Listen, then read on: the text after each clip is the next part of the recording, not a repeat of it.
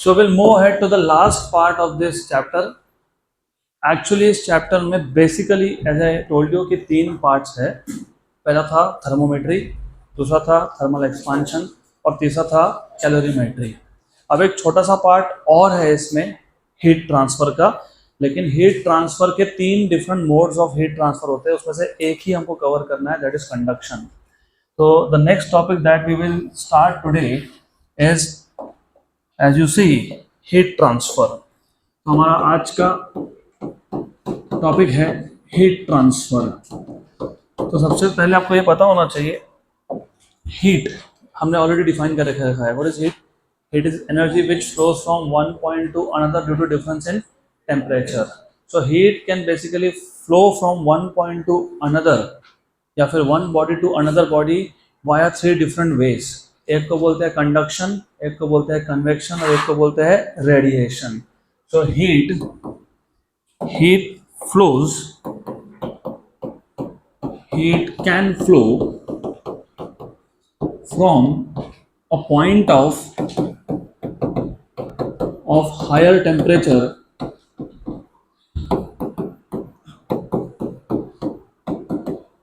to a point of lower temperature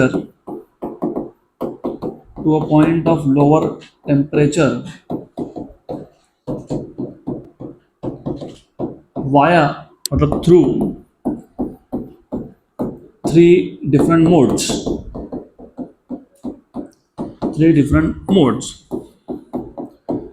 तो पहली बात तो heat can always flow from higher temperature region to lower temperature region या फिर a point at higher temperature to a point at lower temperature. अब जब heat flow होता है from one point to another तो 3 डिफरेंट मेथड्स हैं, 3 different ways, 3 different possible ways in which heat can flow. उसमें से पहला है कंडक्शन,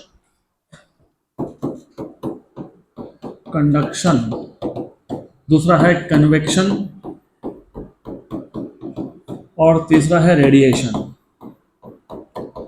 इन तीनों में से हमको आपके इस चैप्टर में कंडक्शन इन डिटेल कवर करना है. कन्वेक्शन आपको सिलेबस में इन डिटेल नहीं है, सिर्फ आपको कन्वेक्शन क्या होता है ये पता होना चाहिए. और रेडिएशन आपको आएगा 12th में kinetic theory of gases and radiation में साथ में. तो today our focus is only on the first type of mode of transfer of heat, conduction.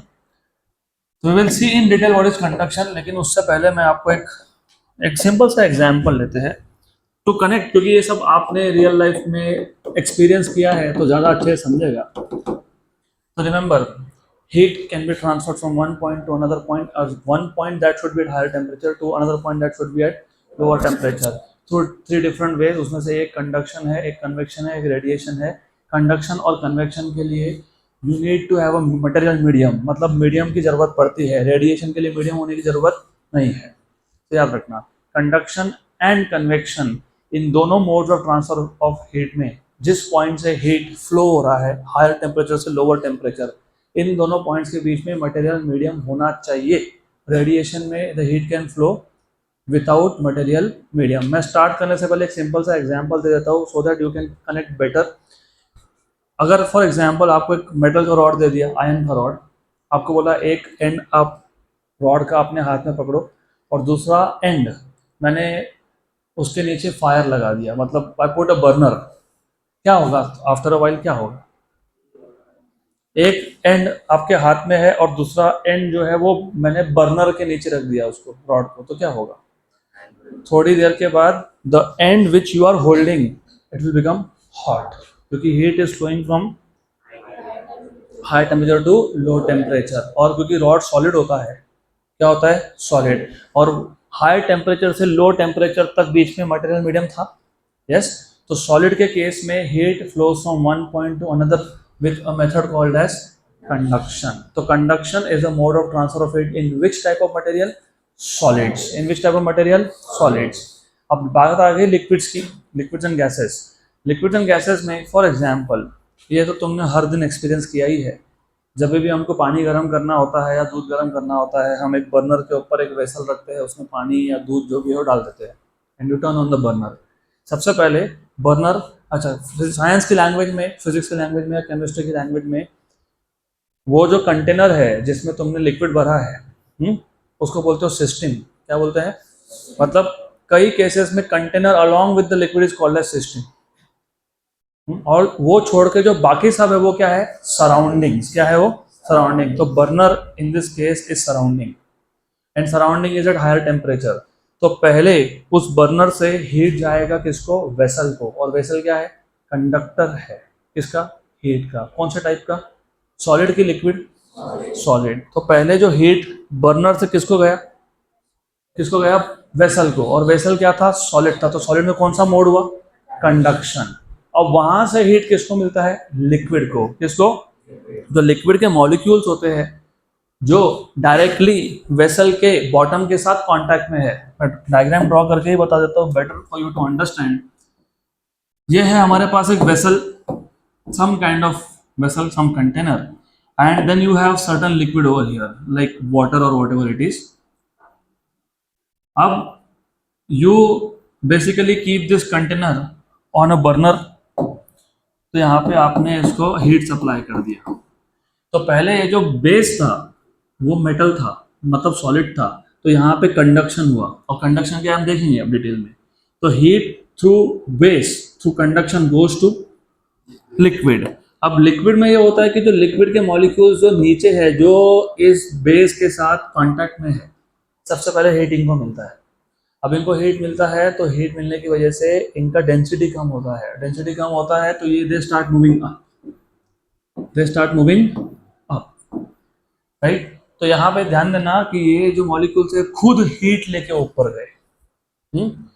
खुद हीट लेके मॉलिक्यूल्स ऊपर गए, और जो ऊपर के मॉलिक्यूल्स थे वो लो टेम्परेचर पे थे, मतलब वो कोल्ड थे, वो नीचे आते हैं, राइट, करेक्ट। तो लिक्विड्स में जो हीट ट्रांसफर होता है वो इस मेथड से होता है, which is called as convection, जिसमें खुद मॉलिक्यूल हीट लेके एक पॉइंट से दूसरे पॉइंट पे गया।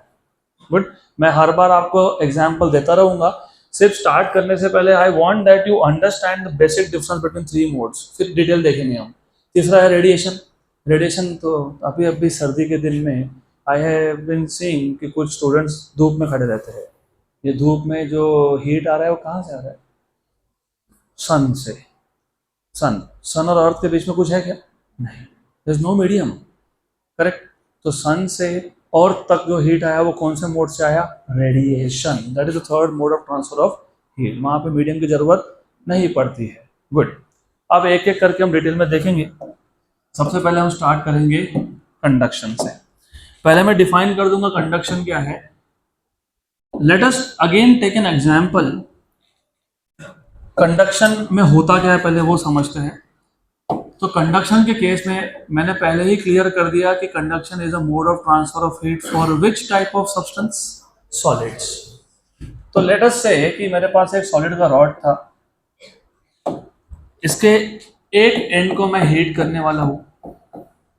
Then if you remember, solids में एक डेफिनाइट अरेंजमेंट होता है पार्टिकल्स का, और क्योंकि ये सॉलिड्स है, and if you remember this particles are already vibrating, correct, पक्का पक्का। अब जब मैं एक एंड को हीट कर रहा हूँ, मतलब उस एंड पे जो पार्टिकल्स है उनको एनर्जी मिल रहा है। तो ये जो पार्टिकल्स है जो पहले से ही वाइब्रेट हो रहे थे, अब क्या होंगे? They will vibrate faster and with more amplitude. तो वाइल डूइंग सो, जब ये मॉलिक्यूल्स या particles when they start moving faster and with more amplitude, they collide with the neighboring atoms, neighboring particles, and transfer their energy to the neighboring atoms, and then the neighboring atom starts moving faster and with more amplitude, and it collides with the next neighbor and transfers its energy to the next neighbor, and फिर अगला जो particle है वो और अगले particle को energy transfer करेगा। तो अगर आप नोटिस कर रहे हो यहाँ पे खुद पार्टिकल एनर्जी लेके एक जगह से दूसरी जगह पे नहीं गया, it is just passing the energy from one point to another, right. So conduction is the process of transfer of heat in which there is no net bodily movement of the particles. Particle खुद heat लेके नहीं गए, particle सिर्फ heat transfer कर रहे हैं। It is just like playing the game of, अगर पता होगा, passing the pillow, है ना। हम तकिया लेते हैं, एक म्यूजिक चालू होता है, फिर हम हमारे नेक्स्ट नेक्स्ट नेक्स्ट नेबर को पास करते जाते हैं। वैसा ही है यहाँ पे पिलो, मतलब एनर्जी, और ये सारे के सारे पार्टिसिपेंट्स है they are passing energy from one to the next and so on so forth. तो ऐसा करते करते heat is transfer from one point to another. पक्का पक्का, गुड। अब क्वेश्चन ये है कि जो हीट ट्रांसफर है ये कब तक चलता रहेगा। ये हीट ट्रांसफर आइडियली स्पीकिंग, और ये जब वर्ड में यूज करता हूँ ना आइडियल, आइडियल ये थ्योरेटिकल होता है, प्रैक्टिकल लाइफ में नहीं होता है। आइडियली स्पीकिंग ये हीट का ट्रांसफर तब तक चलता रहेगा जब तक दोनों एंड्स सेम टेम्परेचर पे नहीं आते तब तक। लेकिन दोनों एंड्स को सेम टेम्परेचर पे आने के लिए इन्फिनाइट टाइम लगने वाला है। अब ऐसा क्यों? क्योंकि ऐसा है, जब हीट ट्रांसफर हुआ एक मॉलिक्यूल से दूसरे मॉलिक्यूल, दूसरे से तीसरे मॉलिक्यूल, तीसरे से चौथे मॉलिक्यूल, मतलब heat is flowing from one end to other end. ये जो रॉड है, is it in contact with the surroundings? Yes, and surrounding is at lower temperature, तो there will be loss of heat. तो heat loss हो जाएगा ना, पूरा का पूरा हीट ट्रांसफर नहीं हो पा रहा है, तो some amount of heat is lost. तो अगर हीट का लॉस हो रहा है तो दोनों एंड्स को सेम टेम्परेचर पे आने के लिए इन्फिनाइट टाइम लगने वाला है, क्योंकि यहाँ से हीट निकला तो था, पूरा पहुंचा ही नहीं। मतलब ये हायर टेम्परेचर पे है, ये थोड़ा सा कम टेम्परेचर पे है, हमेशा ऐसे ही होने वाला है। तो ideally speaking the flow of heat continues until both the ends reach a common temperature, right, which will take infinite time. तो इसलिए हम बोलते हैं कि हीट का फ्लो तब तक शुरू रहता है जब तक हर एक section, each section of the rod or of the body reaches a constant temperature but not common temperature। constant मतलब फॉर एग्जाम्पल, सिर्फ एग्जाम्पल बता रहा हूँ मैं, मान लेते हैं कि ये 50 डिग्री है, सिर्फ एग्जाम्पल बता रहा हूँ, और ये जो है ये 49.5 हो गया, और ये जो है ये 49 हो गया, और ये हो गया 48.5, और ये हो गया लेट अस से 48, जैसे लेट अस से इट इज 47.5। तो हर एक सेक्शन का जो टेम्परेचर है वो कांस्टेंट हुआ लेकिन कॉमन नहीं हुआ, क्योंकि हर एक सेक्शन का टेम्परेचर सेम है क्या? नहीं।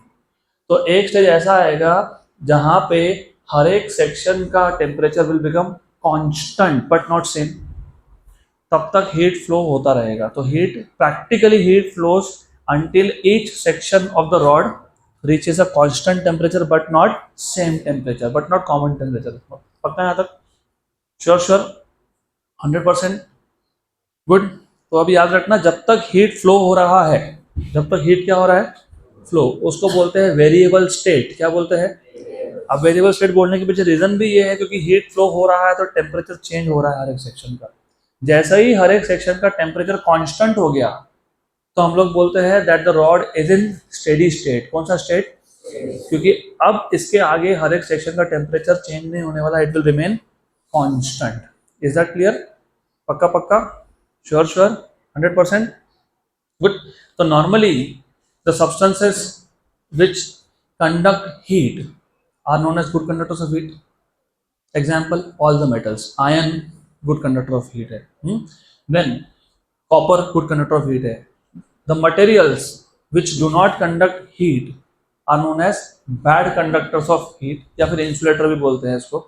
example, paper is a bad conductor of heat, right। and normally जो good conductor of heat होता है वो गुड कंडक्टर ऑफ इलेक्ट्रिसिटी भी होता है, इलेक्ट्रिक करंट। तो as you know copper is a good conductor of electric current. तो इतना आपको पहले बेसिक्स में पता होना चाहिए कि व्हाट इज कंडक्शन। तो मैं एक एक करके समझा देता हूँ वापस से, point by point I will explain and I will also write down here. तो we are focusing on the first mode of transfer of heat which is called as conduction. सबसे पहले you need to know what is conduction। so conduction is the process of transfer of heat। conduction is the process of transfer of heat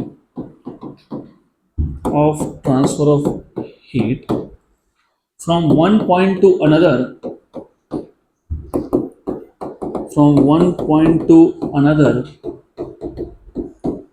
without actual, अब actual को bodily moment बोलते हैं, तो without bodily मतलब without actual moment, without bodily moment और actual moment of the particles,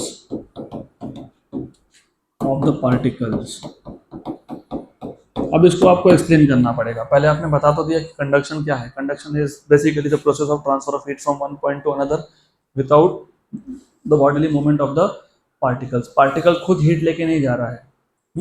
फिर exactly हो क्या रहा है, तो when one end of the rod is heated, the particles at that location start vibrating faster and with more amplitude. So when one end of the rod is heated, the particles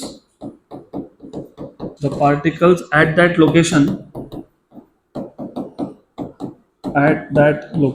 starts vibrating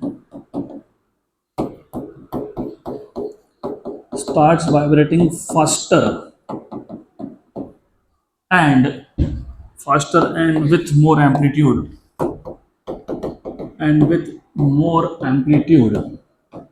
या फिर with larger amplitude बोल सकते हो। अब जब इसका amplitude बढ़ा तो ये क्या करेगा, कोलिजन करेगा किसके साथ, नेबरिंग एटम्स के साथ, मतलब नेबरिंग पार्टिकल्स के साथ। तो while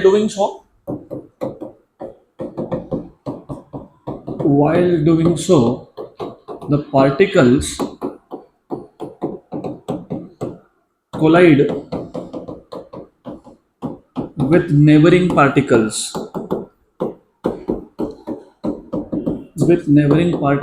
and in the process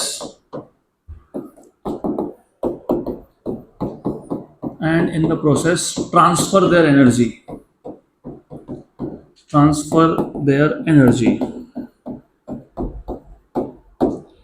अब ये जो नेबर है, अब इसके पास ज़्यादा एनर्जी है, तो नाउ दिस पार्टिकल जिसको अभी एनर्जी मिल गया starts vibrating faster and with more amplitude and thus transfers the energy to the next neighbor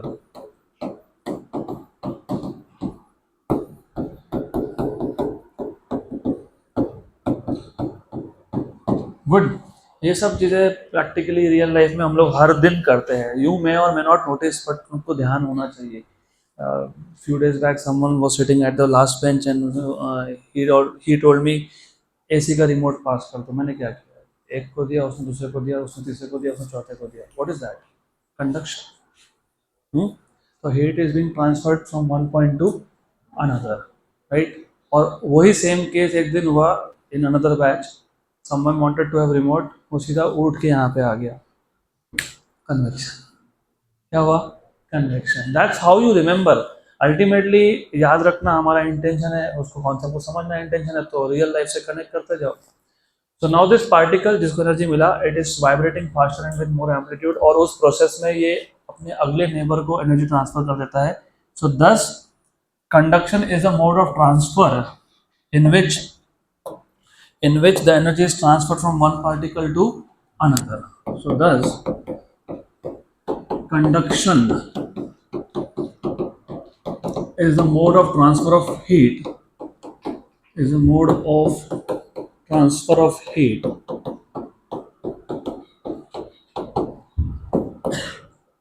कैसे होता है बताओ। is the mode of transfer of heat in which is the mode of transfer of heat from one point to another in which the energy is transformed from one particle to another। ठीक है, तो it is a mode of transfer of heat in which the energy is transferred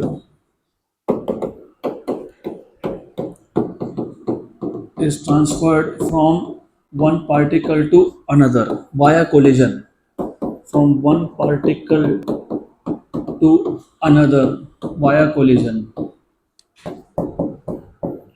अब ये theory important इसके लिए भी है क्योंकि आगे हमको आज के लेक्चर में ही इक्वेशंस डिराइव करने हैं, तो इक्वेशंस के लिए थ्योरी पता होना चाहिए, नहीं तो इक्वेशंस नहीं आते। सिंपल सी बात है। अब I will not write down few things here जो मैंने ऑलरेडी आपको बताया, अभी बताया ना मैंने, क्या बताया मैंने, द सब्सटेंसेस और the materials which conduct heat are called as good conductors of heat, example iron, example copper, and the materials which do not conduct heat are called as bad conductors of heat, example paper and some other substance. Hmm? Then of course the materials which are good conductors of heat are also normally good conductors of electric current. Hmm? So normally they are also good conductor of electric current. यहाँ तक clear? पक्का पक्का? तो हमारा अगला topic है thermal conductivity, है क्या ऐसा कुछ? यस, है ना, सिक्वेंशली बराबर। तो अगला टॉपिक है थर्मल कंडक्टिविटी, और उसी में हमको और एक डेफिनेशन कवर करना है जिसको तो बोलते हैं टेम्परेचर ग्रेडियंट। क्या बोलते हैं? Temperature gradient. बहुत सिंपल है। तो थर्मल कंडक्टिविटी होता क्या है, जैसे थोड़ा सा तुमको थर्मल कंडक्टिविटी ही है, डोंट वरी। जैसे हम लोगों ने in case of current electricity, अगर आपको याद होगा जब सेमीकंडक्टर्स मैंने स्टार्ट किया था, पहले ही लेक्चर में, पहले ही 15 मिनट में मैंने आपको बताया था कि हम लोग सॉलिड्स को क्लासिफाई करते हैं based on two parameters, conductivity and resistivity. जिस मटेरियल का कंडक्टिविटी हाई हो वो क्या होता है? Good conductor of electricity, good conductor of electricity basically. पक्का? तो मतलब मेरा पूछने का क्वेश्चन ये था कि इलेक्ट्रिकल कंडक्टिविटी तुमको क्या बताता है? What does the value of electrical conductivity tells you? If a material has high value of conductivity and low value of resistivity, what does that mean? It is a good conductor of electric current, right? And if a material has low value of conductivity, high value of resistivity, इसका मतलब क्या होता है? Bad conductor. तो यहाँ पे वही है, thermal conductivity is the measure of ability of a substance to conduct heat through it. तो एक सब्सटेंस हीट को कितना पास करता है उसका मेजर है क्या? Thermal conductivity. तो thermal conductivity is the measure of, thermal conductivity is the measure of, is a measure of what? Is a measure of ability of a substance,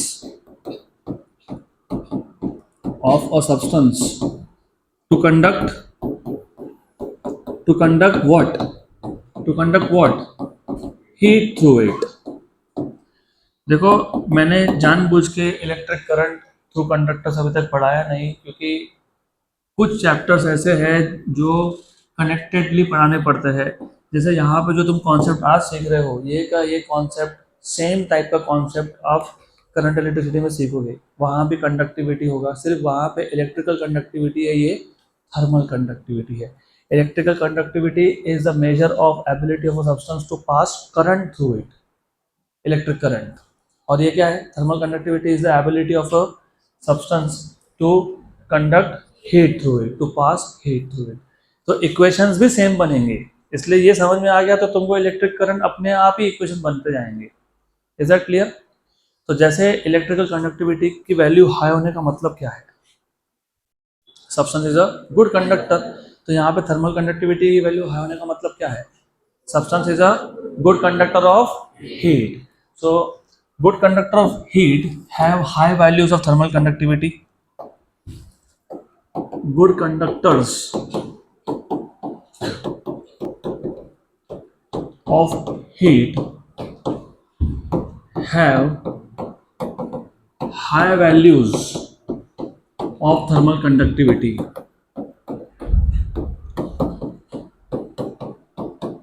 and vice versa। vice versa मतलब basically अगर thermal conductivity की value लो है तो substance क्या है? Bad conductor है। So bad conductors of heat have low values of thermal conductivity. Clear? पक्का पक्का? Sure sure. अब हमको डिफाइन करना है टेम्परेचर ग्रेडियंट, जो हम लोगों ने टेम्परेचर ग्रेडियंट चैप्टर नंबर 2 में ही डिफाइन करके रखा है। Chapter number 2 mathematical methods. Mathematical methods में दो टॉपिक थे, एक था स्केलर्स एंड वेक्टर्स, दूसरा था कैलकुलस। कैलकुलस में दो टॉपिक थे, एक था डिफरेंशियल कैलकुलस और एक था इंटीग्रल कैलकुलस। अगर आपको याद होगा जब मैंने आपको डिफरेंशियल कैलकुलस मतलब डेरिवेटिव का मतलब क्या होता है वो समझाते वक्त ही आपको बताया था what is the meaning of temperature gradient. चलो कोई बात नहीं, we are human, we are bound to forget, ऐसा हम बोलते हैं इलेक्ट्रिसिटी गई तो सत्य है। वैसे कुछ लॉजिक नहीं है उसके पीछे, और कभी ना कभी जाना ही था। तो let us understand the same thing again. अभी because we are also entering summers, तो गर्मी के दिन में थोड़ा सा टेम्परेचर आउटसाइड ज़्यादा होता है, and then when you enter inside, what is changing? Temperature with respect to position, with respect to your location. तो टेम्परेचर इज डिपेंडेंट वेरिएबल, क्या है वो? और वो किस पे डिपेंड करता है? Position. Position is independent variable. तो मैंने आपको ये बताया था temperature is a function of x, मतलब position. How does temperature change? अगर मैं पोजीशन स्मॉल अमाउंट से चेंज करता हूँ, तो स्मॉल अमाउंट से पोजीशन चेंज होने की वजह से टेम्परेचर में कितना चेंज हुआ, इसको तुम बोलते हो derivative of temperature with respect to position, dt by dx। क्या बोलते हैं? और इस dt by dx अगर डिनोमिनेटर में पोजीशन हो, क्या हो, तो इसको बोलते हैं टेम्परेचर ग्रेडियंट। क्या बोलते हैं इसको? Temperature gradient. क्या बोलते हैं इसको? Temperature gradient. डेरिवेटिव का ही नाम है gradient under a condition derivative should be with respect to position. पक्का पक्का? Sure sure. डेरिवेटिव का ही नाम ग्रेडियंट है अगर डिनोमिनेटर में कौन हो? पोजीशन। मैंने और एक एग्जांपल दिया था, कभी कभी for example velocity of an object also changes with position. तो उसमें small change in position dx के लिए वेलोसिटी में कितना चेंज हुआ, dv बाई dx, उसको क्या बोलते हैं? Velocity gradient. क्या बोलते हैं उसको? Velocity gradient. तो रिमेंबर, टेम्परेचर ग्रेडियंट का मतलब क्या है? Change in temperature with change in position. बस ये पता है तो तुमको यहाँ पे टेम्परेचर ग्रेडियंट डिफाइन करते अपने आप ही आ जाएगा। तो चलो डिफाइन करते हैं। तो टेम्परेचर ग्रेडियंट डिफाइन करने के लिए एक सिंपल सा एग्जांपल लेते हैं। इस एग्जांपल में मैं ले रहा हूं एक रॉड। आपको अगर क्यूबिकल शेप का ऑब्जेक्ट लेना तो वो ले लो, डजंट मैटर रियली, कोई भी एक ऑब्जेक्ट ले लो। तो for example we have a rod, so consider a rod, इसके दो एंड्स है A and B. Let us say ये जो ए एंड है it is at a higher temperature T1, और जो बी एंड है it is at a lower temperature T2, and the distance between these two is x. So the temperature gradient is defined as change in temperature, मतलब T1 minus T2 with respect to position, मतलब with respect to the distance between the 2 points. So temperature gradient is a ratio of, किसका ratio है? difference in temperature between the two ends divided by distance between the two ends. उसी को सिर्फ define करते वक्त थोड़े से words यहाँ वहाँ करके एक डेफिनेशन बन जाता है। देखो वर्ड लिखा है, पढ़ो क्या है लिखा है, आखिरी में लिखा है temperature gradient is defined as, दिया नोट्स में वो फॉर्मूला दिख रहा है क्या? T1 minus T2 upon x. हाँ, उसके नीचे लिखा हुआ है the fall of temperature with distance between the hot and cold ends of the rod is known as temperature gradient. तो मैंने कौन सा अलग बोला? मैंने भी तो वही बोला, the fall of temperature, क्योंकि जब तुम hot end which is A end, B end which is cold end, तब जब तुम hot end से cold end की तरफ जाओगे तो टेम्परेचर फॉल हो रहा है, राइट? और गिवन डिस्टेंस में कितना टेम्परेचर का फॉल हो रहा है उसी को क्या बोलते हो? Temperature gradient. I will have to teach you and I will teach you how to make definitions, क्योंकि तुम्हारा कोर मेमोरी पे बहुत ज़्यादा ध्यान रहता है, रट्टा रट्टा रट्टा रट्टा, और फिर टेंशन। हम पढ़ के सब गए थे, एग्जाम में याद कुछ नहीं आया, ब्लैंक हो गए। वो ब्लैंक इसलिए होते हो because you pressure yourself a lot, नहीं करना होता है। इट इज़ जस्ट जो समझा है वो लिखना होता है। तुमको ये समझा कि एक रॉड है, इसमें दो एंड्स है, उसमें से एक एंड टेम्परेचर T1 पे, दूसरा एंड टेम्परेचर T2 पे है। T1 is greater than T2। बस पहले तो ये बता दो, सिचुएशन बता दो। Consider a rod with end A at higher temperature T1, higher temperature T1 and end B at lower temperature T2. At lower temperature T2. पक्का पक्का, वो T1 ग्रेटर देन T2 पहले से ही बता दिया मैंने। अब हम लोग डायरेक्ट डिफाइन कर देंगे टेम्परेचर ग्रेडियंट, क्योंकि यहाँ पर टेम्परेचर ज़्यादा है, यहाँ पर कम है, तो ए से बी जाते वक्त टेम्परेचर फॉल हो रहा है। तो the fall of temperature, the fall of temperature with distance, with distance from from from hot end to cold end. The fall of temperature with distance from hot end to cold end is known as or is defined as temperature gradient.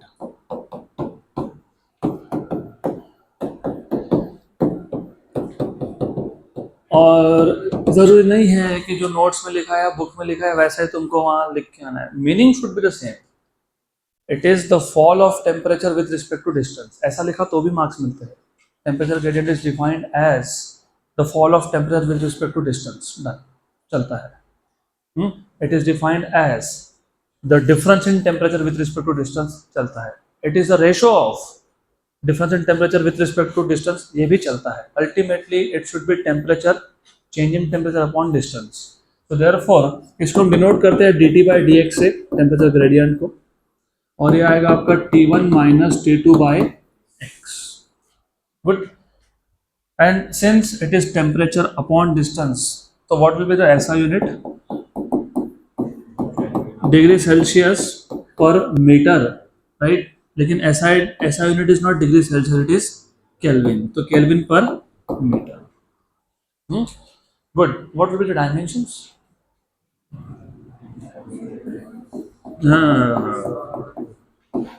Temperature को theta बोल दो, theta raise to 1, और नीचे length है तो L raise to -1, तो theta 1 L -1। मैं T नहीं यूज कर रहा हूँ क्योंकि टी फिर कंफ्यूज होगा, टी टाइम के लिए भी यूज होता है डायमेंशंस में। पक्का पक्का, तो कॉन्सेप्ट इज वेरी सिंपल। तो हमने अब देखा thermal conductivity and temperature gradient. तो सबसे पहले thermal conductivity is the measure of the ability of a substance to conduct या टू अलाउ या to pass heat through it. पक्का पक्का, so good conductor of heat has high values of thermal conductivity. फिर हमने देखा temperature gradient, it is a very simple definition, it is a fall of temperature with distance between hot end and the cold end of the rod. So it is just dt by dx, t1 minus t2 upon x. ये सारे basic definition हम develop कर रहे हैं क्योंकि अब वो सब लगने वाला है। तो अगला टॉपिक है हमारा लॉ ऑफ थर्मल कंडक्टिविटी। है क्या ऐसा? है क्या? तो लॉ ऑफ थर्मल कंडक्टिविटी, और उसमें एक डेफिनेशन और ऐड होगा which is called as heat current. Law of thermal conductivity and heat current. तो पहले हम लोग लॉ ऑफ थर्मल कंडक्टिविटी क्या है वो देख लेते हैं।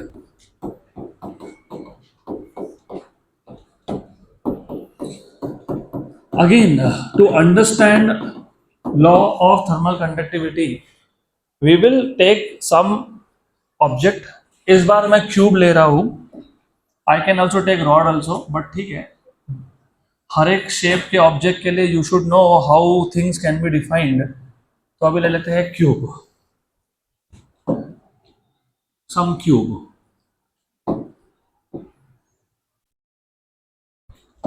देन ये जो क्यूब है इसका जो एज है मतलब साइड लेंथ, उसको नाम देते हैं एक्स।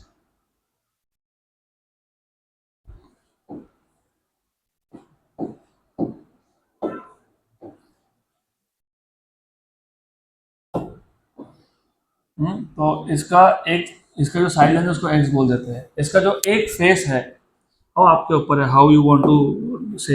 इसका जो एक फेस है वो हायर टेम्परेचर T1 पे है और दूसरा फेस लोअर टेम्परेचर T2 पे है। पक्का पक्का श्योर। तो मुझे बताओ हीट कहाँ से कहाँ फ्लो होगा? higher temperature to lower temperature. And if you notice, these two are the opposite faces of the cube. Opposite faces.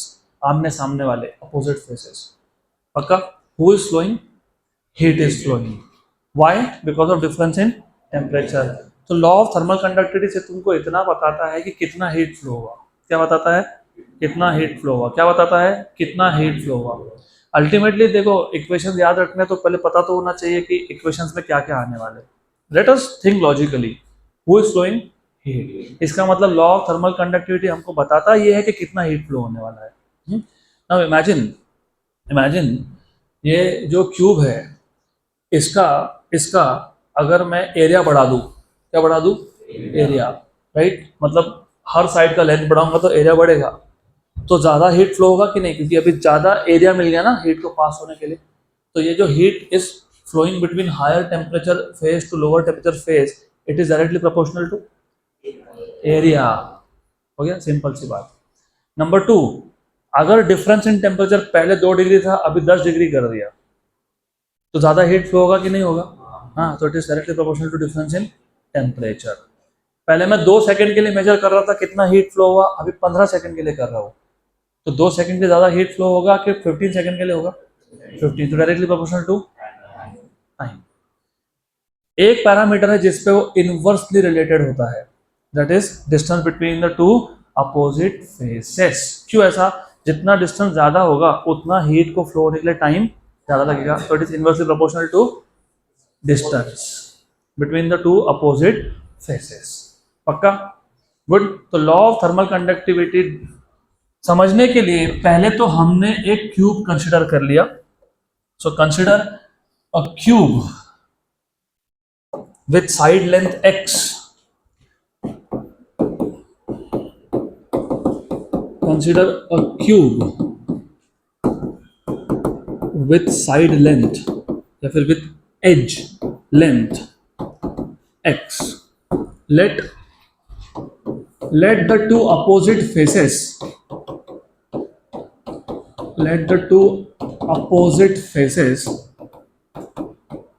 of the cube are maintained at temperatures T1 and T2 respectively. Temperature T1 and T2 respectively, जिसमें एक condition में डाल देता हूँ T1 is greater than T2। क्योंकि जब तक तुमको यही पता नहीं कि कौन सा फेज ज्यादा टेम्परेचर पे, तब तक समझेगा नहीं हीट कहाँ से कहाँ फ्लो हो रहा है। तो according to law of thermal conductivity, according to law of thermal conductivity,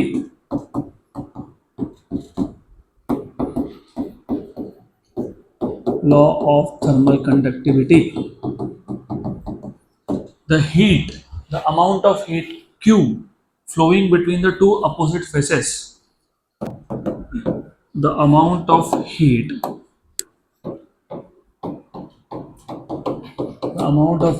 q flowing between the two opposite faces is number 1 directly proportional to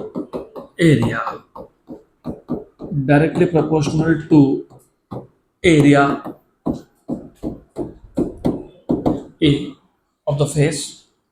Number 2 directly proportional to difference in temperature, between the two opposite faces, to difference in temperature। अब ये difference in temperature हमेशा उन 2 faces में देखा जाता है जिन 2 faces में हीट फ्लो हो रहा है। मैं लिख नहीं रहा हूँ, but you have to understand it is directly proportional to the difference in temperature between the two opposite faces, right. क्योंकि हम लोग हीट फ्लो की बात कहाँ से कर रहे हैं? एक फेस से दूसरे फेस तक, राइट। तो it is directly proportional to the difference in temperature between the two opposite faces। और डिफरेंस इन टेम्परेचर को मैं of course you see what is the difference in temperature between the two opposite faces here? अरे difference is difference, T1 minus T2. Number 3, it is directly proportional to the time for which the heat is flowing. Directly proportional to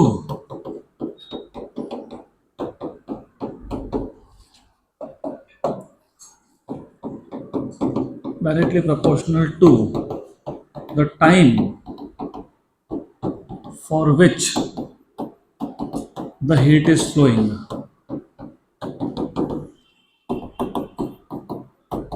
मतलब proportional to T है. And number 4, it is inversely proportional to the be careful now, it is inversely proportional to the perpendicular distance between the two faces. अब ऐसा क्यों बोला मैंने? ये एक face है, दूसरा फेस है. Is it the distance between two faces? Of course yes, but that is not the perpendicular distance. ये distance perpendicular distance है, हाँ, क्योंकि यहाँ पे भी 90 डिग्री बना, यहाँ पे भी 90 डिग्री, तो यहाँ पे थोड़ा सा आपको केयरफुल रहना पड़ेगा. It is inversely proportional to the perpendicular distance, या तो शॉर्टेस्ट डिस्टेंस, क्योंकि perpendicular distance is shortest distance. Inversely proportional to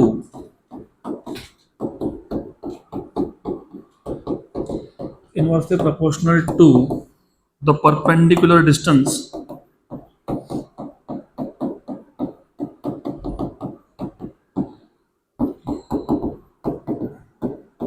between the two faces,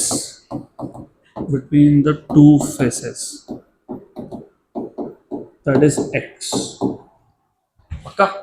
अब जो पहला स्टेटमेंट लिखा तुमने डायरेक्टली प्रोपोर्शनल टू एरिया, मतलब पहले स्टेटमेंट से मिल गया Q प्रोपोर्शनल टू E. तो दूसरा स्टेटमेंट तुमने बोला proportional to difference in temperature, तो Q is proportional to T1 minus T2. तो तीसरा स्टेटमेंट तुमने बोला Q is proportional to time, और जो चौथा स्टेटमेंट तुमने बोला Q is inversely proportional to x. अब जब इन चारों को मैं कंबाइन कर लेता हूँ, therefore you have Q proportional to A T1 minus T2 into small t upon x, right. अब जब हम प्रोपोर्शनलिटी हटाते हैं तो एक कांस्टेंट लिखा जाता है. तो वहाँ यहाँ पे जो कांस्टेंट लिखोगे उसको हम लोग डिनोट करते हैं k से. So therefore Q equal to some constant of proportionality k A T1 minus T2 into T upon x, where k is a constant of proportionality. K is a constant of proportionality known as coefficient of thermal conductivity.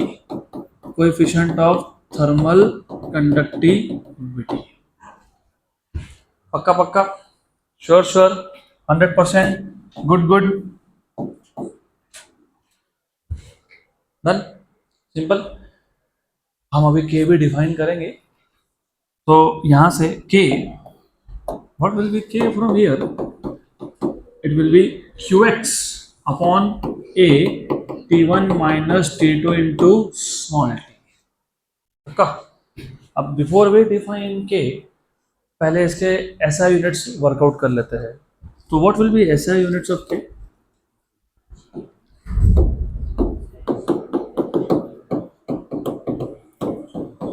बताओ. अरे is it difficult? Nothing. ये Q कौन है? Heat है. Heat मतलब energy मतलब joule. ये x कौन है? डिस्टेंस है, मतलब कौन? मीटर. ये एरिया कौन है? Metre square. तो ये मीटर स्क्वायर और ये मीटर एक हो गया कैंसल. टेम्परेचर अगर तुम डिग्री सेल्सियस में मेजर कर रहे हो तो डिग्री सेल्सियस, राइट. केल्विन में कर रहे हो तो केल्विन. तो जूल पर मीटर पर डिग्री सेल्सियस पर सेकेंड, या केल्विन में कर रहे हो तो फिर केल्विन, क्योंकि ऐसा यूनिट में तो केल्विन आएगा. तो joule per metre per kelvin per second, joule per metre per kelvin per second. पक्का, श्योर, गुड. अब हम k को डिफाइन भी कर लेते हैं. ये डिफाइन करने के बाद मैं पूरा का पूरा आपको वापस रिपीट करके देता हूँ।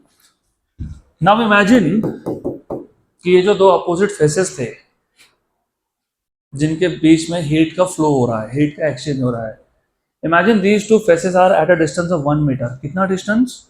1 मीटर। तो अगर x की वैल्यू 1 मीटर हुई और जो एरिया है वो 1 मीटर स्क्वायर हुआ, और मान लो कि दोनों में टेम्परेचर डिफरेंस जो है वो 1 डिग्री सेल्सियस हुआ, और मान लो कि हीट फ्लो हुआ 1 सेकेंड के लिए। So the distance between the two opposite faces, let us say, is 1 meter. The area is 1 meter square. The difference in temperature between two faces is 1 degree Celsius या फिर 1 kelvin, क्योंकि difference in temperature degree Celsius में या kelvin में same होता है। तो मैंने डिग्री सेल्सियस लिखा तो भी सही है क्योंकि डिफरेंस है। तो डिफरेंस इन टेम्परेचर अगर ये 1 डिग्री सेल्सियस लिखो या 1 केल्विन लिखो, बात एक ही है। और time for which the heat is following is 1 second. तो इस केस में K इक्वल टू क्या बन जाएगा? क्या बन जाएगा? Q, right. अब यहां से आपको डिफाइन करना है। अब तुमने ये जो सब वैल्यूज यूज किए और उससे K इक्वल टू Q आया, उसको सिर्फ इंग्लिश में लिखना है। कैसे लिखेंगे? Coefficient of thermal conductivity is equal to amount of heat flowing between two opposite faces of a cube having unit area मतलब 1 metre square at a perpendicular distance of 1 metre, right, having a temperature difference of 1 degree Celsius और 1 kelvin. हो गया define. देखो वही लिखा है, सिर्फ थोड़ा सा वर्ड यहाँ वहाँ लिखा है। Coefficient of thermal conductivity define किया है, क्या लिखा है वहाँ नोट्स में? Is defined as the amount of heat flow from for 1 second between two opposite faces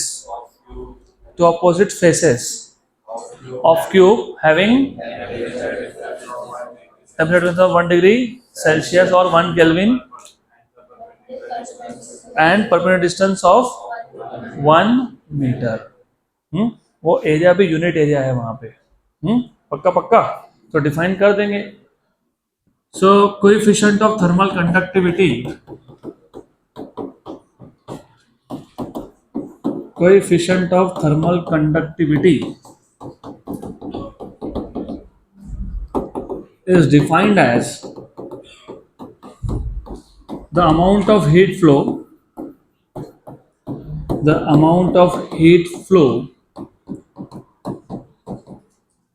for 1 second, the amount of heat flow for 1 second between two opposite faces of a cube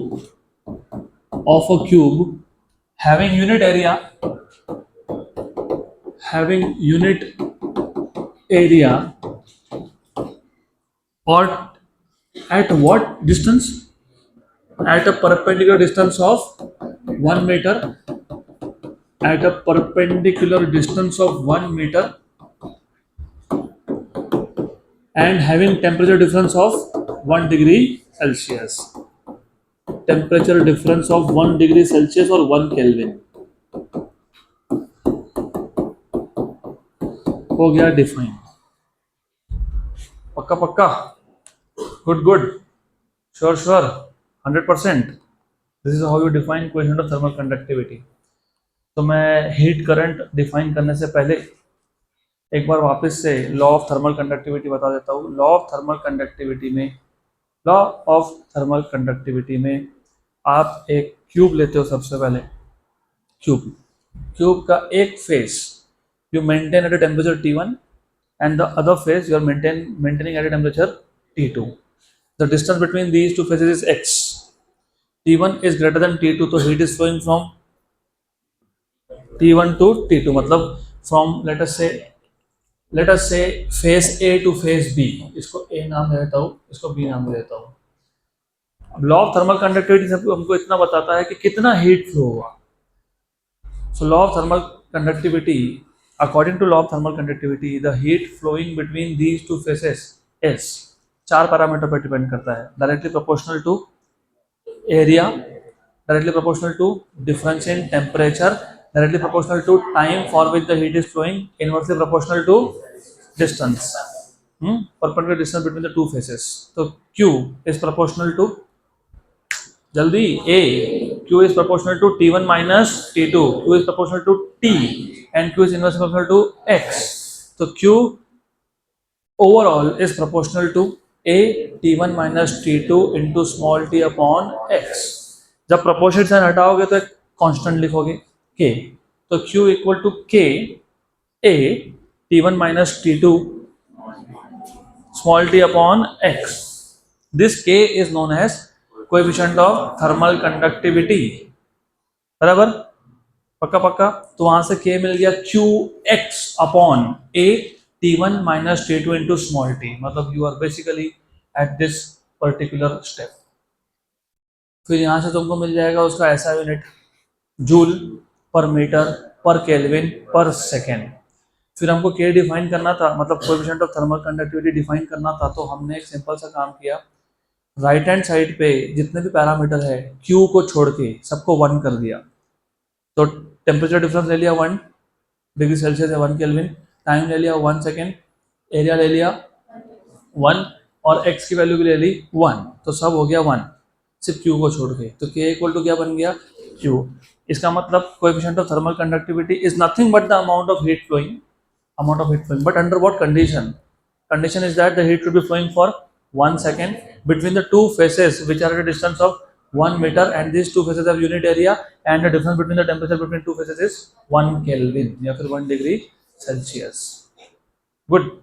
अब हम define करेंगे heat current, और ये भी कोई नई चीज नहीं है, तुमको सब पता ही है.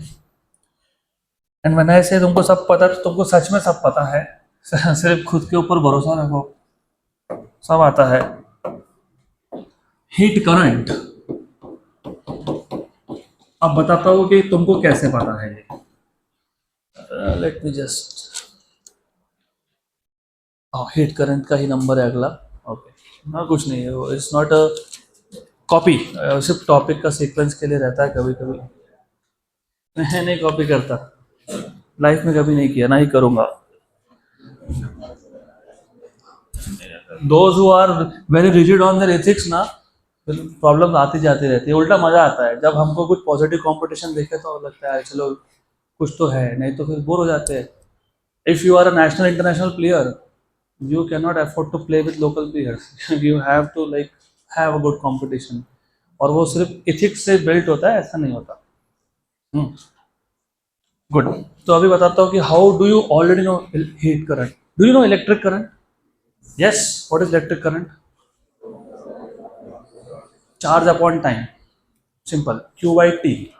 Q बाई, तो तुमको जब पता है I equal to Q by T, where Q is charge, सिर्फ यहाँ Q को कैपिटल Q बोल दो, ये चार्ज के यहाँ पे हीट है और ये टाइम है, हो गया. That is called as heat current. So heat current को सिर्फ नाम, नोटेशन अलग है, इसको पी कंडक्शन बोलते हैं. यहाँ पे कैसे इलेक्ट्रिक करंट को I से डिनोट करते हो ना, यहाँ पे किससे करते हो? P conduction. वो चार्ज अपॉन टाइम था, ये हीट अपॉन टाइम है. डन. तो कैसे डिफाइन करोगे? Heat current is defined as the rate at which heat is flowing, the rate of flow of heat. जैसे rate of flow of charge was electric current, वैसे ही rate of flow of heat is heat current. So it is defined as,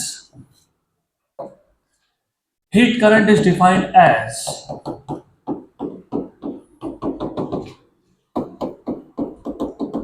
heat current is defined as the rate of flow of heat. और जहां भी rate of लिखा मतलब denominator में time होता ही है. Denominator कौन होता है? टाइम. रेट ऑफ, जैसे rate of change of displacement क्या होता है? Rate of change of displacement velocity होता है, स्पीड नहीं होता. Rate of change of distance speed होता है. तो रेट ऑफ चेंज लिखा, जैसे ग्रेडियंट बोला तो derivative with respect to position, वैसे रेट ऑफ बोला तो derivative with respect to time.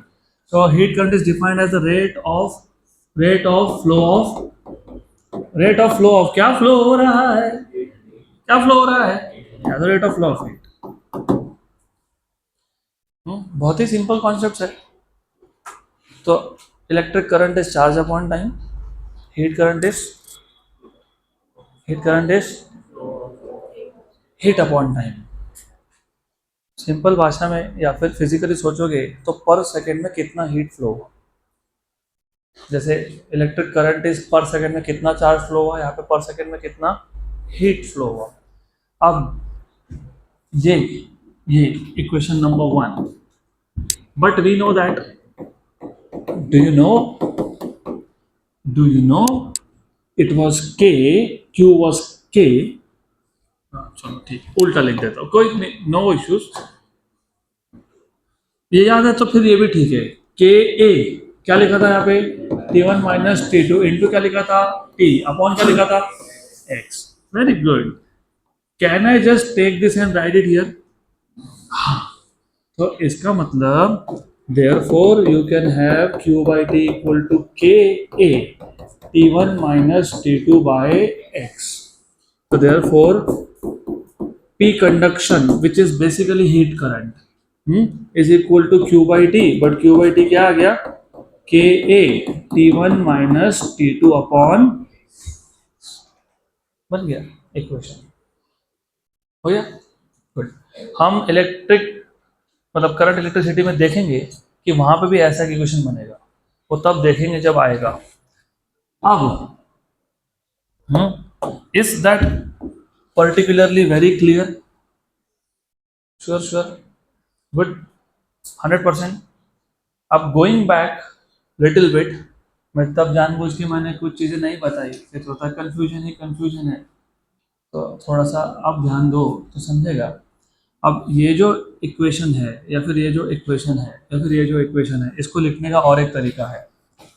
In differential calculus Q equal to K A बराबर, और ये T को यहाँ लाया, सही है, और ये क्या बचा, T1 minus T2 by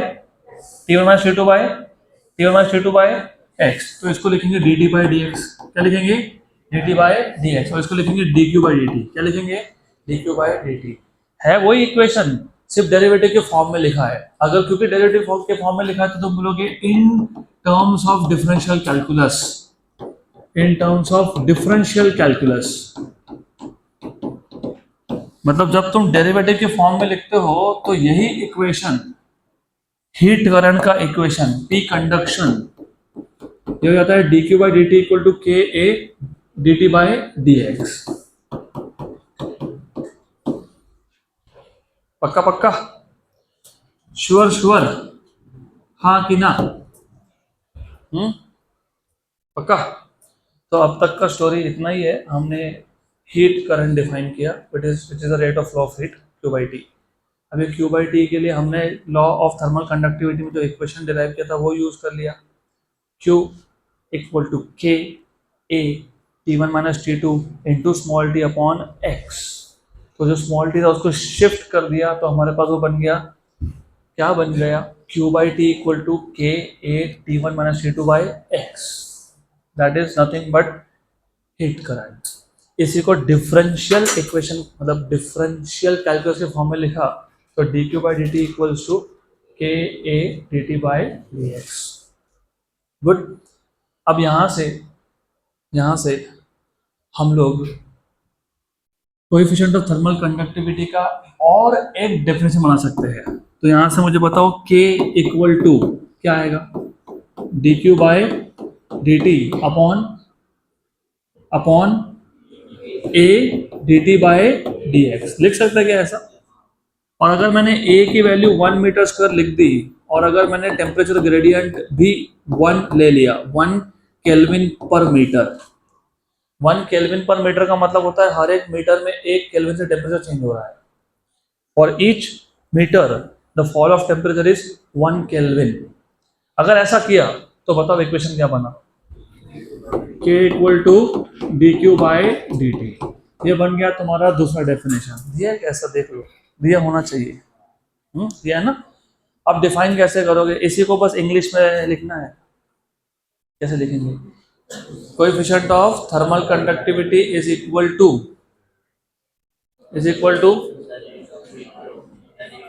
rate of flow of heat, rate of flow of heat बराबर rate of flow of heat between two opposite faces of unit area having a temperature gradient of 1 kelvin per metre. उसको बोलते हैं having unit temperature gradient. क्या बोलते हैं? Unit temperature gradient. पक्का पक्का।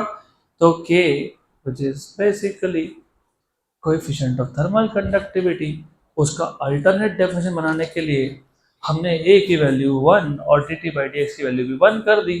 फिर हमने बोल दिया, क्या बोल दिया? Coefficient of thermal conductivity is equal to rate of flow of heat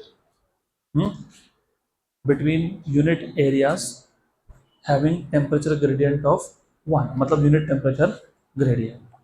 पक्का पक्का, good.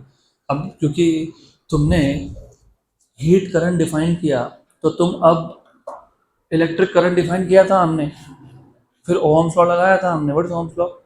V equal to I R. Actually सही बात नहीं है, वो गलत है, बताता हूँ क्यों। वो delta V equal to I R होता है। क्या होता है? Delta V equals to I R. वहां से R कैसे डिफाइन किया? Delta V by I. उसको बोला इलेक्ट्रिकल रेजिस्टेंस। क्या बोला? तो सिमिलरली इलेक्ट्रिकल रेजिस्टेंस एक्चुअली क्या होता है? It is the opposition offered by the material to the flow of electric current. ऐसे डिफाइन किया था ना, the opposition offered by the material to the flow of electric current is called as electrical resistance। हाँ या ना? और वो electrical resistance क्यों आता है मैंने बहुत बार बताया, और एक बार बता देता हूँ मैं। कंडक्टर कंडक्टर कंडक्टिंग मटेरियल जैसे कि आयरन, कॉपर, उसमें जो पॉजिटिव आयन्स होते हैं, पॉजिटिव आयन्स क्यों बोल रहे हैं हम लोग? क्योंकि इलेक्ट्रॉन्स फ्री हो गए। क्योंकि मेटल्स में, मतलब कंडक्टर्स में, लास्ट शेल में 1 या 2 या 3 इलेक्ट्रॉन्स होते हैं और वो फ्री हो जाते हैं। वो फ्री इलेक्ट्रॉन कहाँ जाते हैं? मटेरियल के अंदर ही घूमते रहते हैं। पता है ना ऐसा? इमेजिनेशन बढ़ाओ। हमारे पास एक मटेरियल है which is solid, which is conductor. Conductors are made up of atoms जिसका वैलेंसी या तो 1 या तो 2 या फिर 3 होता है। अगर 1 या 2 या 3 इलेक्ट्रॉन्स लास्ट शेल में, तो वो फ्री हो सकते हैं इजीली। फ्री होके जाएंगे कहाँ? मटेरियल के अंदर ही है। तुम्हारा घर में झगड़ा हुआ, घर छोड़ के चले गए, कहाँ जाओगे? इस शहर के अंदर ही घूमोगे। वैसा ही कॉन्सेप्ट है, वो मटेरियल के अंदर ही है। करेक्ट? यहाँ तक क्लियर? पक्का पक्का। अब जब मैंने बैटरी लगाई, बैटरी लगाने का मतलब होता है पोटेंशियल डिफरेंस लगाना। थोड़ा सा कनेक्ट कर लो करंट इलेक्ट्रिसिटी के साथ, तो समझ में आ जाएगा। ये था वो कंडक्टर।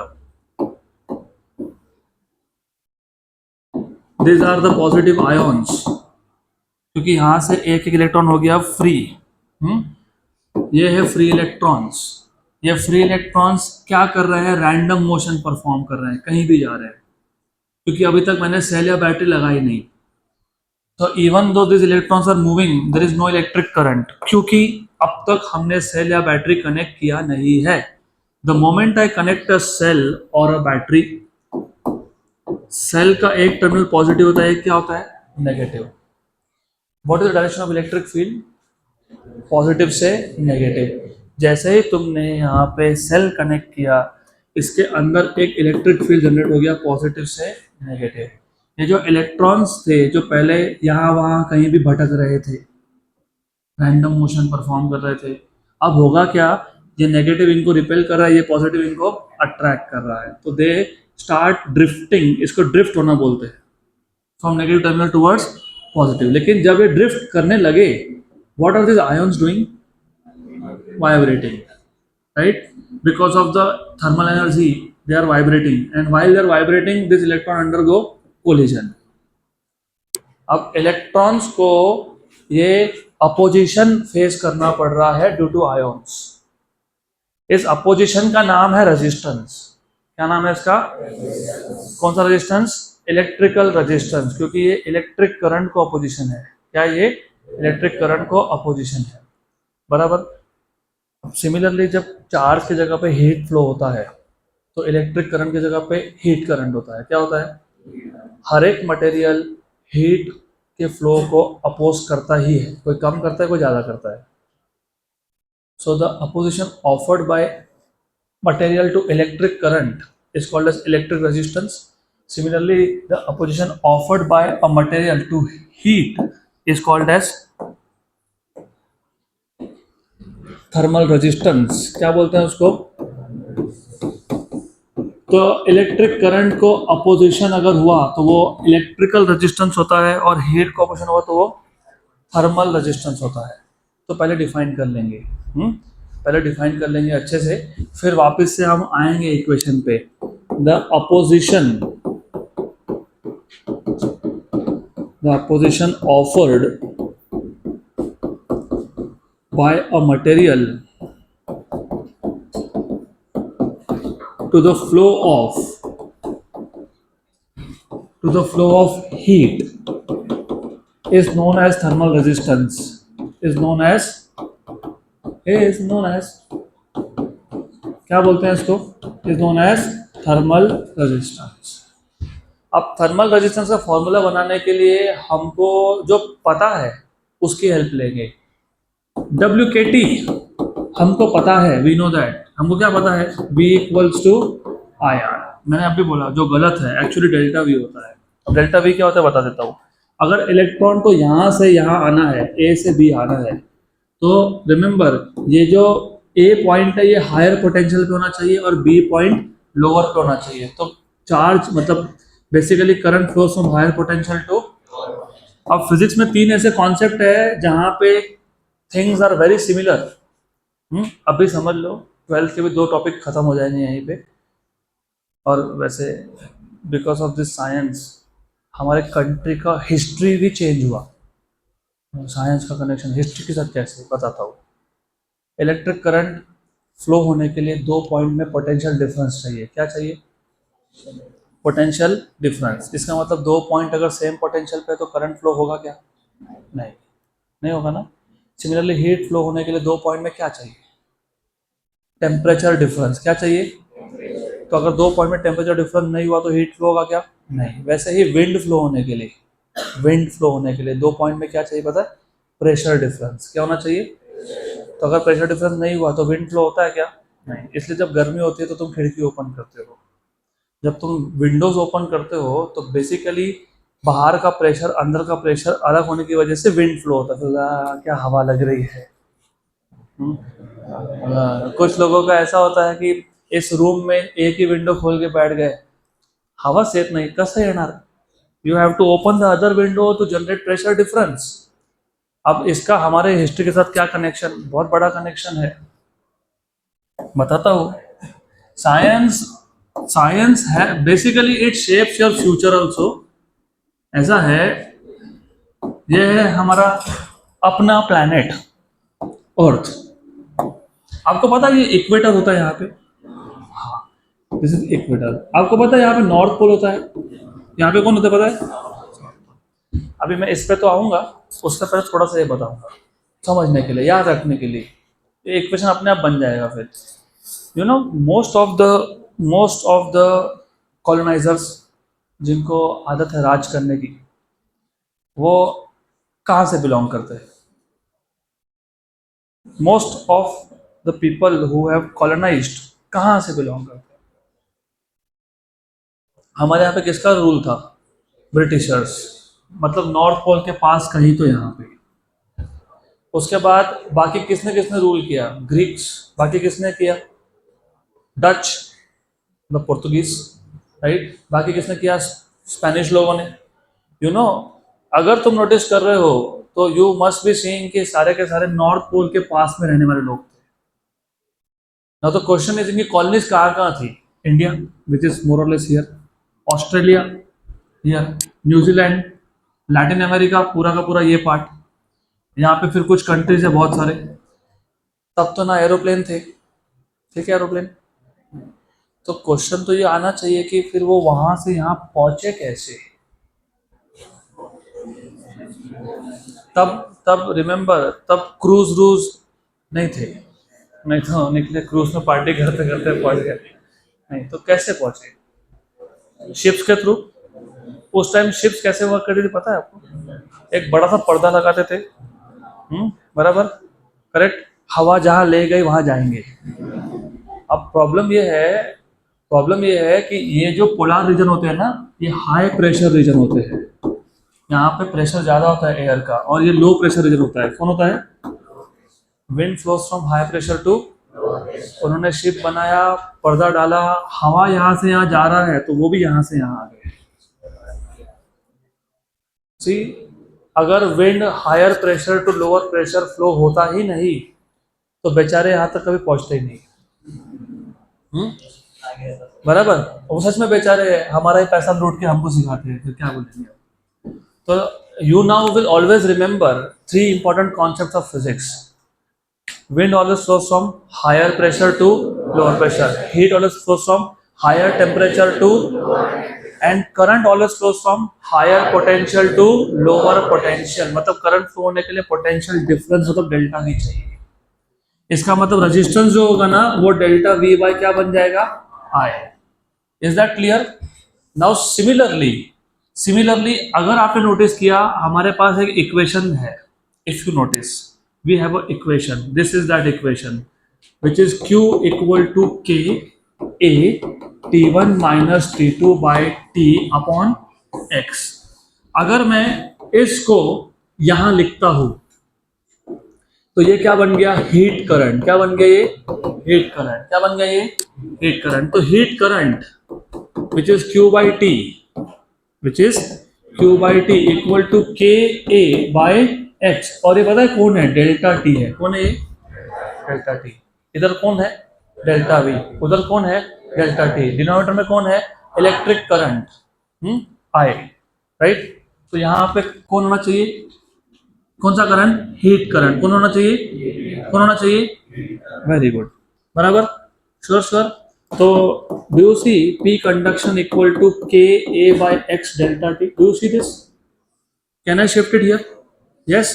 तो delta T by P conduction क्या हो जाएगा? एक्स बाय के ए। जैसे यहाँ पे पोटेंशियल डिफरेंस था, यहाँ पे कौन है? Temperature difference.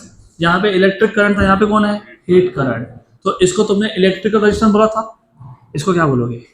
Thermal resistance, R T. क्या हो जाएगा ये? Thermal resistance, R T. Sure. अब ये तो एक इक्वेशन बना, दूसरा भी बनता है। कैसे? अरे 2 मिनट रुक जाओ, ये 1-2 मिनट के लिए पूरा एक लेक्चर बनाना पड़ता है। थोड़ा सा टाइम मैनेजमेंट भी सीख लो तुम। Thank you so much, you are so obedient. I am blessed to have all of you in my life. तो ध्यान दो यहाँ पे, अभी यहाँ ध्यान दो। एक्स अपॉन के ए, अगर मुझे यहीं से एक्स अपॉन के ए ऐसा इक्वेशन बनाना होगा, एक्स को वहां शिफ्ट करेंगे क्या? हाँ। के को शिफ्ट करेंगे क्या? हाँ। एक्स और के गया, इधर कौन बचा? t1 माइनस t2, और ये स्मॉल टी यहाँ आया क्या? हाँ। और कौन? अरे Q, क्या है यहाँ पे? Q, बराबर। ये x अपॉन के ए कौन था? Thermal resistance. तो थर्मल रेजिस्टेंस के 2 फॉर्मूला बन गया ना, x अपॉन के ए या फिर t1 minus t2 into small T by Q. x upon के A t1 minus t2 into small T by Q. Sure, पक्का, गुड। तो अगला पार्ट मैं कल कंटिन्यू करूंगा और ये रिवाइज भी करके दूंगा पहले।